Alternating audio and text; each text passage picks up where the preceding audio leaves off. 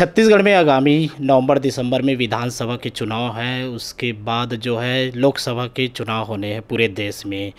हमारे बीच जो है छत्तीसगढ़ के जाने माने दिग्गज नेता, पूर्व कैबिनेट मंत्री और मौजूदा विधायक बृजमोहन अग्रवाल जी हैं। सबसे पहले हम आपको लाइव खबर की ओर से जन्मदिन की ढेर सारी शुभकामनाओं के साथ बात करना चाहेंगे। लाइव खबर चैनल के शुरुआत पर मेरी भी शुभकामनाएं हैं, बहुत बहुत बधाई है।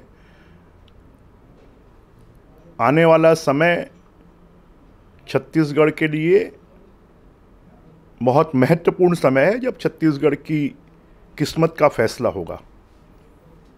जी, अभी जिस तरीके से छत्तीसगढ़ में बीजेपी कांग्रेस के बीच जो है राज्य की जनताओं को जिस तरीके से 15 साल की आपकी शासन रही है, 15 साल की शासन में जो है आप लोगों ने विभिन्न कार्य किए छत्तीसगढ़ में। अभी की जो मौजूद जो शासन है वो किस तरीके से कार्य कर रही है? क्या वे जनता के मुद्दों पर खरा उतर रही हैं? देखिए, वर्तमान का जो शासन है, ये शासन तो सिर्फ माफियाओं का शासन है, ये भ्रष्टाचार का शासन है। ये शासन लोगों के भले के लिए नहीं है, ये कांग्रेसियों के जेब भरने के लिए और सरकार में बैठे हुए लोगों के जेब भरने के लिए। और ये केंद्रीय कांग्रेस पार्टी का एटीएम छत्तीसगढ़ बना हुआ है। छत्तीसगढ़ में भ्रष्टाचार की हद तो इतनी हो गई है कि अब ईडी और इनकम टैक्स के छापों में आईएएस अधिकारी, आईपीएस अधिकारी, बड़े बड़े विभागों के अधिकारी सपड़ में आ रहे हैं। 300 करोड़ की संपत्ति जब्त हुई है। ये संपत्ति क्या छत्तीसगढ़िया छत्तीसगढ़ी की नहीं है? छत्तीसगढ़िया छत्तीसगढ़ी की बात करने वाले मुख्यमंत्री खाली छत्तीसगढ़ के लोगों के शोषण करने का काम कर रहे हैं। ऐसा एक भी बड़ा काम नहीं बता सकते जो छत्तीसगढ़ की धरती पर हुआ हो। सड़कों की हालत ख़राब है, स्कूलों की हालत ख़राब है, अस्पतालों की हालत ख़राब है, लोगों को पीने के लिए पानी नहीं मिल रहा है।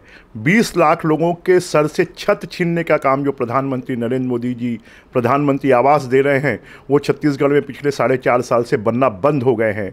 जल जीवन मिशन, जिसमें छत्तीसगढ़ के 72 लाख घरों में नदी के नल का पानी पहुंचना है, वो यहाँ भ्रष्टाचार की भेंट चढ़ गया है। शराबबंदी की बात करने वाली सरकार घर पहुंचाकर शराब दे रही है। गरीबों के लिए कहा था कि जो निराश्रित हैं, जो परित्यक्ता हैं, जो विधवा हैं, उनको 1,500, 1,000 और 1,500 रुपये पेंशन मिलेगी, वो उनको नहीं मिल रही है। जो हमारी महिला स्व सहायता समूह की महिलाएं हैं, उनका कर्जा माफ़ होगा, वो नहीं हो रहा है। 2,500 रुपये बेरोजगारी भत्ता देंगे।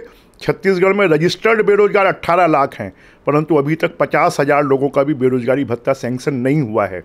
भारतीय जनता पार्टी के शासनकाल में हर गांव से मांग आती थी कि वहां पर सीमेंट कंक्रीट की सड़क बनाई जाए। इनके राज में एक गांव में 1 फीट भी सीमेंट कंक्रीट की सड़क सैंक्शन नहीं हुई है। और हम हमारी राजधानी रायपुर शहर को देखें तो इसके साथ में तो सौतेला व्यवहार हो रहा है।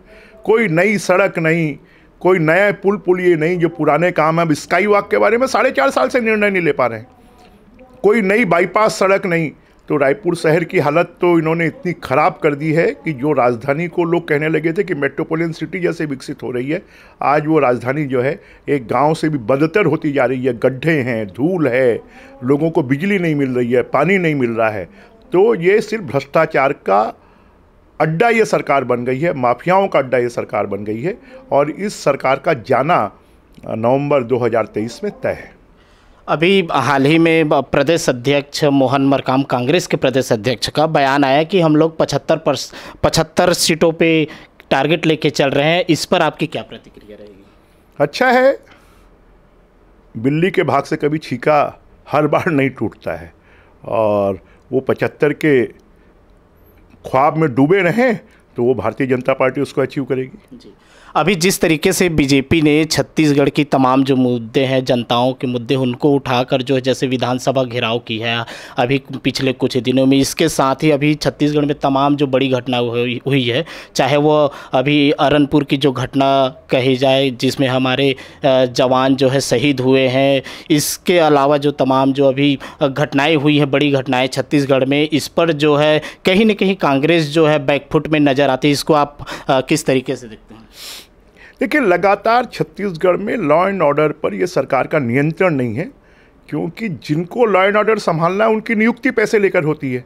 और पैसे लेकर अगर कलेक्टरों की नियुक्ति होगी, अगर एसपीज़ की नियुक्ति होगी, थानेदारी की नियुक्ति होगी, तो फिर उस प्रदेश का भगवान मालिक है।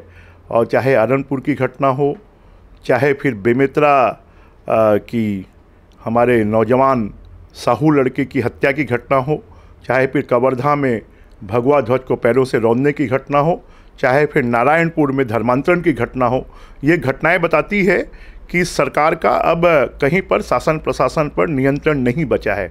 मुख्यमंत्री जी एक तरफ कहते हैं कि नक्सलवाद समाप्त हो रहा है, और दूसरी तरफ हमारे 11 जवान काल कलवित होते हैं, शहीद हो जाते हैं, और मुख्यमंत्री जी के पास में जवाब देने के लिए कोई चीज़ बची नहीं है। क्योंकि नक्सलवादियों के प्रति जो इस सरकार का नरम रुख पहले दिन से है, और आज वही कारण है कि हमारे जवान, हमारे सिविलियन, गांव के लोग, हमारे पुलिस वाले ये लगातार मारे जा रहे हैं, और ये सरकार हाथ पर हाथ धरे हुई बैठी हुई है।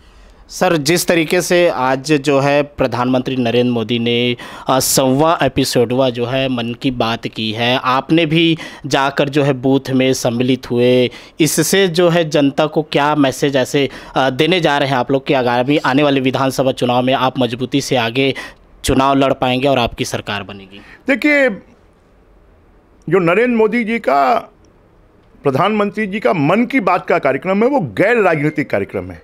वो देश के लोगों में, हर वर्ग के लोगों में, गरीब से गरीब, अमीर से अमीर, कलाकार हो या फिर वो कृषक हो या फिर वो स्वास्थ्य कार्यकर्ता हो या फिर वो आंगनबाड़ी कार्यकर्ता हो, सबके लिए प्रेरणादायी होता है कि देश भर में ऐसे लोग जो सक्षम नहीं होते हुए भी और देश के विकास के लिए, कुछ लोग रोजगार में कितना अच्छा काम कर रहे हैं, कुछ लोग खेल में कितना अच्छा काम कर रहे हैं, कुछ लोग वृक्षारोपण में कितना अच्छा काम कर रहे हैं, कुछ महिलाएं अपना व्यवसाय कर कर कैसे आगे बढ़ रही हैं। तो प्रेरणादायी उद्बोधन आधे घंटे में देश भर के लोगों का, हमारे छत्तीसगढ़ का भी 4-5 बार इन 100 एपिसोड में उल्लेख आ चुका है, हमारे यहाँ के कलाकारों के बारे में, अभी जो पद्मश्री मिला है मंडावी जी, उनके बारे में। तो ये प्रेरणादायी कार्यक्रम है, और इस प्रेरणादायी कार्यक्रम को हर किसी को अपने घर में, अपने परिवार में बैठकर सुनना चाहिए, अपने बच्चों को सुनाना चाहिए, अपने घर की महिलाओं को सुनना चाहिए, और उससे प्रेरणा मिलेगी और हमको शक्ति, हमारी आत्मशक्ति बढ़ेगी, और उसके माध्यम से हम जीवन में सफलता प्राप्त कर पाएंगे, समाज और देश की सेवा कर पाएंगे।